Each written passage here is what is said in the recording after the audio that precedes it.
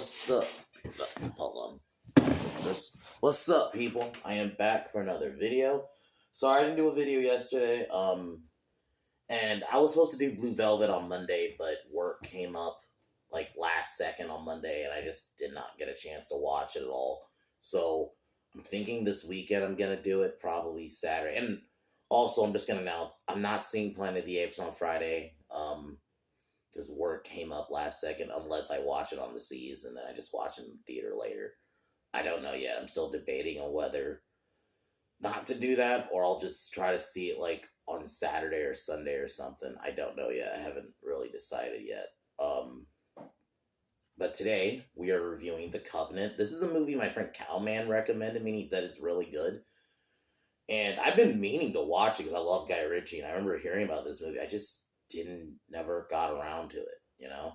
So I gotta say, I really love this movie. I think this is, it's definitely not, and this is probably the title of the video, this is the most not Guy Ritchie movie, because it's definitely not, there's not a lot of the Guy Ritchie-isms in this movie. There just isn't. This is based off actually an actual story about John Kinley trying to save his interpreter, who was Abdullah, I think is the name.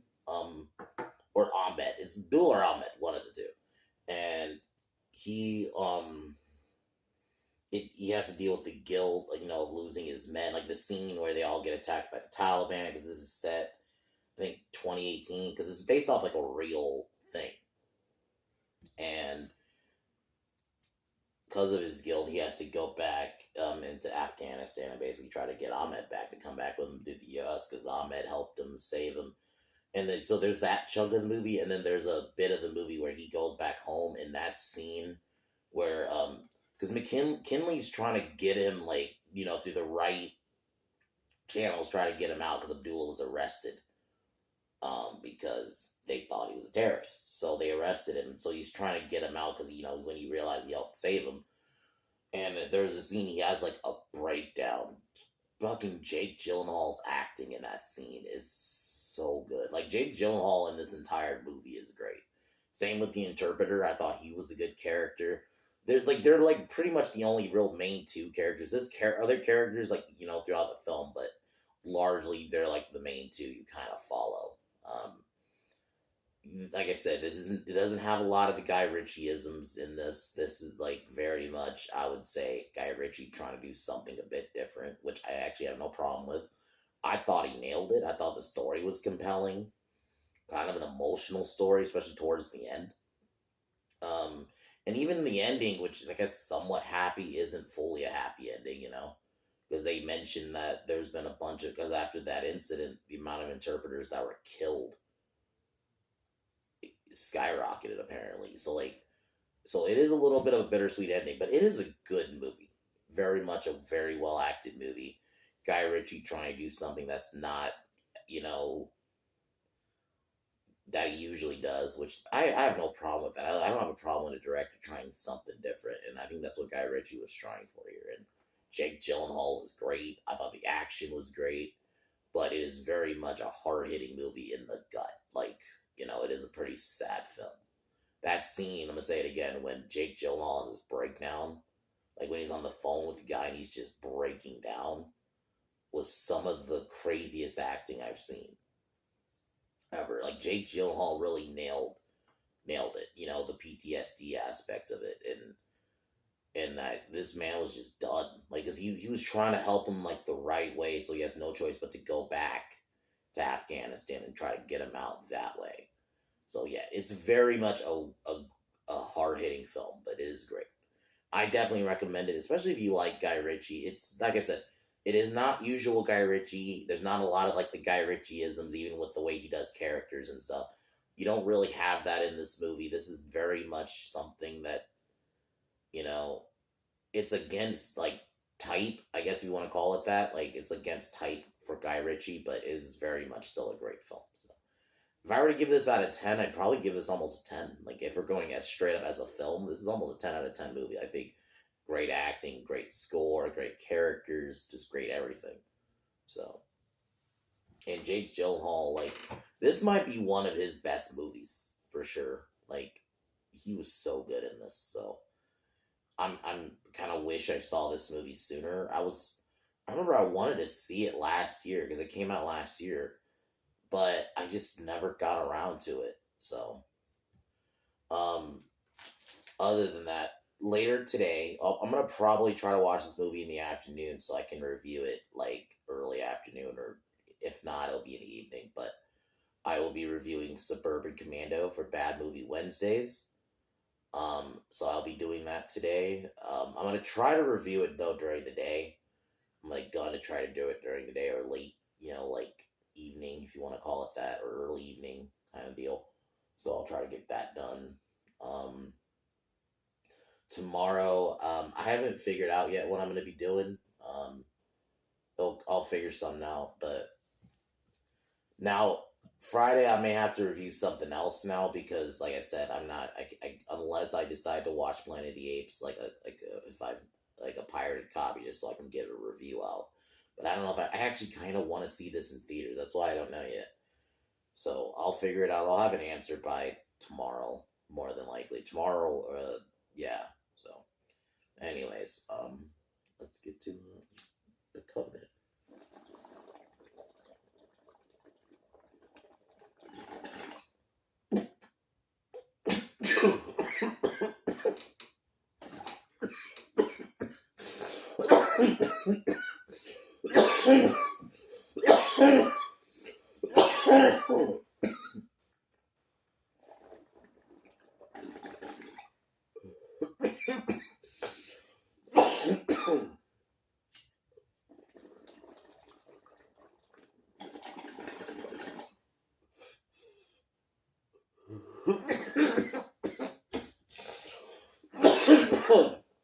So the movie, like I said, it starts off 2018 and that is about the war in Afghanistan. John Kinney and his men, who I like how at the start of the movie you get a little bit of the camaraderie, a little bit like before, like if there's one guy Ritchie isn't that is there, he knows how to have that like do a group of people, like kind of coming together.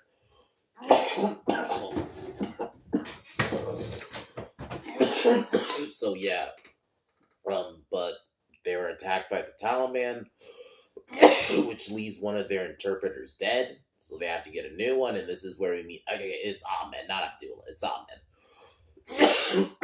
Ahmed. Who obviously you have that like start of like the slight distrust at first, because Abdullah, you find out as a former member, he was a former ally of the Taliban until they killed his son. He also does the interpret thing for money, so he doesn't like. So obviously, him and Jake or John start off very kind of adversarial a little bit. Like there's a scene where him and one of his men, because he claims one of his men's a traitor and nearly kills him. Like he pulls a gun on him, and then John tells him to stand down and pulls a gun on him. That was a pretty good scene too. So while they are traveling, they are again attacked by the Taliban, who basically kills most of John's scene. Which this scene was hard to watch because you had to see John basically watch his entire squad get killed. Like they get killed pretty brutally too, because they get overrun by the Taliban because there's more Taliban than them. So they all get killed, with the exception of John and Ahmed, who basically kind of have to. So it kind of turns into a little bit of like these guys have to try to survive and try not to get caught in Taliban territory. They're all looking for them. There is no real villain of the movie. Like this isn't that kind of movie, guys. I'll spoil that. There's like no villain pulling the strings in the background. Like Land of Bad, where that was about like them trying to get out. Like there's a little bit of that element, but very much there's no villain of the film. Like there's no main bad guy. Like there's a terrorist leader of the Taliban, right? But he's only like in a couple of scenes, and it's not like he's treated as like the big bad of the movie. So this isn't like one of those movies like there is going to be like a big bad, right? This isn't that kind of movie, which I'm okay with sometimes. I like a movie where it just, because eventually Ahmed has to help him because there's a scene where they initially get captured, but they manage to get free, and basically Ahmed has to take care uh John, because there's a scene where John's like basically I think he gets sick or he gets incapacitated to where he can't walk.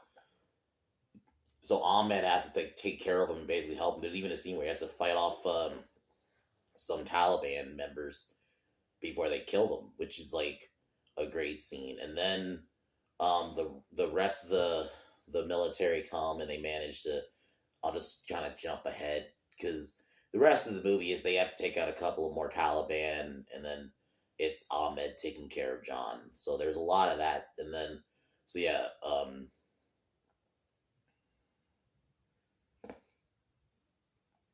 so John then basically gets rescued. John and Ahmed get rescued, but Ahmed gets arrested because he's seen as a terrorist. So he's unfortunately left in Afghanistan while John, now we kind of jump 7 weeks later, kind of still stirring. He fully doesn't know the story. He then confronts his I guess it would become his general or commander, I'll just say his boss, and about what happened. And then he finds out that it was actually Ahmed who actually helped him. So he then basically campaigns to try to get Ahmed out, and it doesn't work. And this is where we have that great scene where fucking John has his breakdown. Jake Gyllenhaal's acting in this scene was, in this whole movie, but this scene specifically was just incredible, dude. Dude, he put on a performance of a lifetime. Like, that felt like a real breakdown. Like, because he was like trying to do it the right way, because he's like, this guy saved my fucking life, so I'm gonna try to save his. I get that. Like, you get that kind of point with a character. It makes sense. Like, this man saved him, so he's like, I'm gonna help this guy out.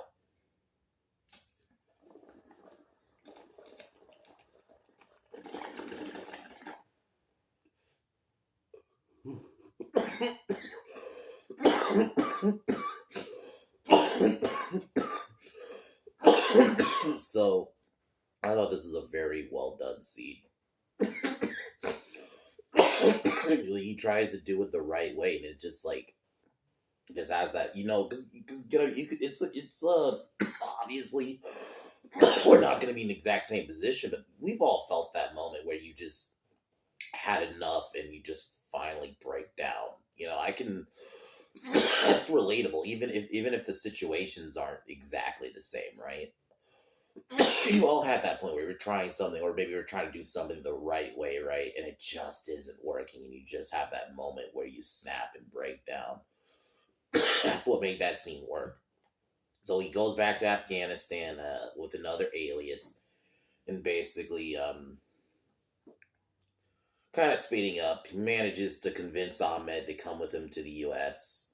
We have a cool little action scene towards the end.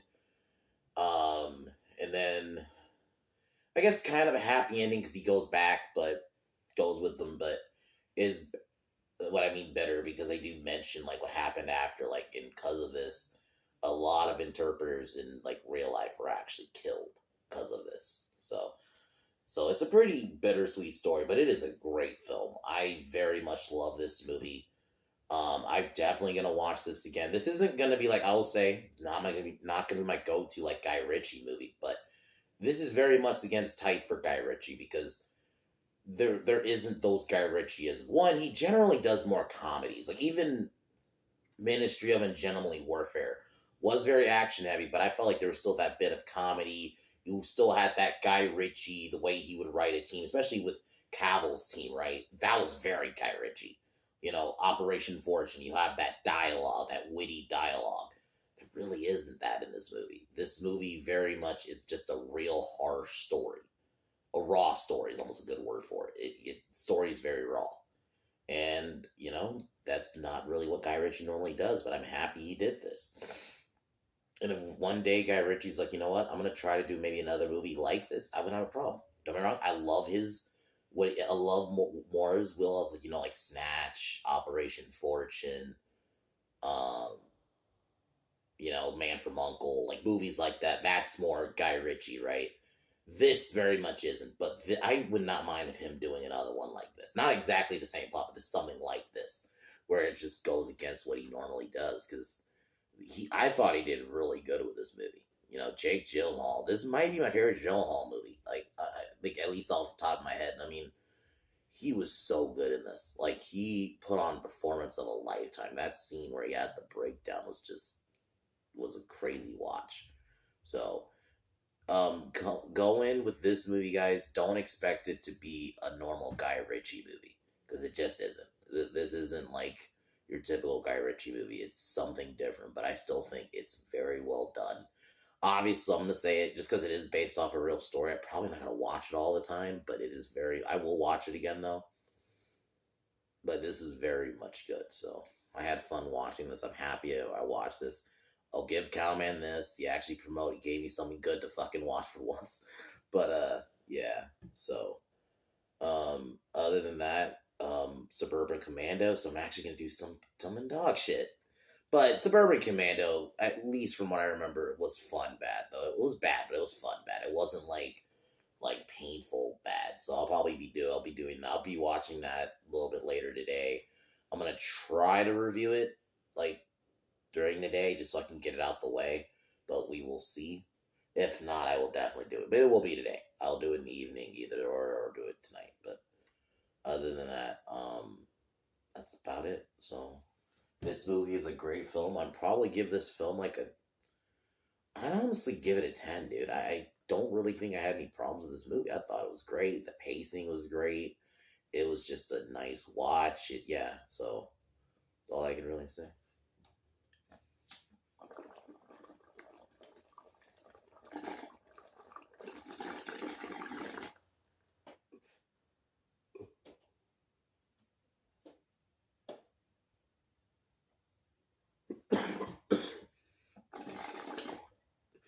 All right. All right, y'all. Talk to y'all later today.